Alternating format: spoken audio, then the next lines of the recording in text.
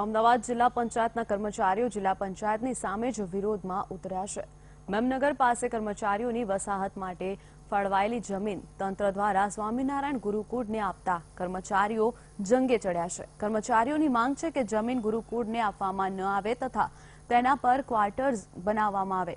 જિલ્લા પંચાયતે કર્મચારીઓના ક્વાર્ટર્સ માટે ફાળવેલી જમીન સત્તાધીશોએ સ્વામિનારાયણ ગુરુકુળને માત્ર ₹1ના ટોકન ભાડે આપી દીધી છે। જમીનની કિંમત હાલ લગભગ ₹70 થી 80 કરોડ માનવામાં આવી રહી છે। આ મામલે કર્મચારીઓ ઉગ્ર બન્યા છે અને તંત્ર સામે લડી લેવાના મૂડમાં જોવા મળી રહ્યા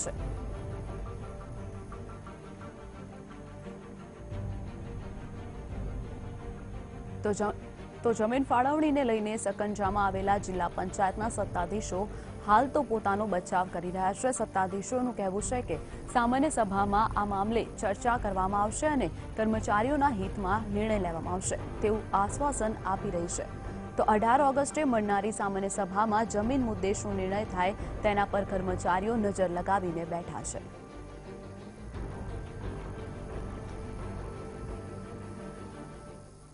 18મી તારીખે સામાન્ય સભા મળનારી હોય તો એના અંદર આ ગઈકાલે એજન્ડા નીકળ્યો, એના અંદર કામ નંબર 12 થી આ કામ લેવામાં આવ્યું છે અને ગુરુકુળને લગભગ 4000ની આજુબાજુની જગ્યા ગુરુકુળ સ્વામિનારાયણને ₹1 ભાડા પટ્ટે આપવાની વાત કરેલી છે।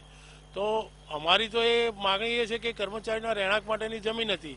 આજ સવારે બધા કર્મચારીઓ સૂત્રોચ્ચાર કર્યા, દેખાવો કર્યા। સ્વામિનારાયણ સંપ્રદાય તરફથી 44 ચોરસ મીટર જગ્યા પોતાના શાળાના રમતગમતના મેદાન માટે ટોકન ભાડાથી માગણી વારંવાર માગણી આવતી હતી।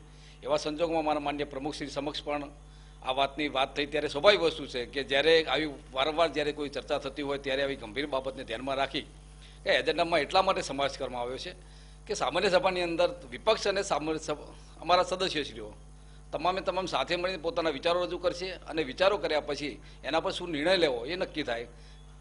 એના કારણે કર્મચારીઓનું ક્યારેય અહિત થવાનું નથી। કર્મચારીઓનું હર હંમેશના માટે એનું હિત અમે જોયું છે, જોવાના છીએ। ભવિષ્યમાં પણ હંમેશના માટે એમનું ક્યારેય અહિત ના થાય એ પણ બહુ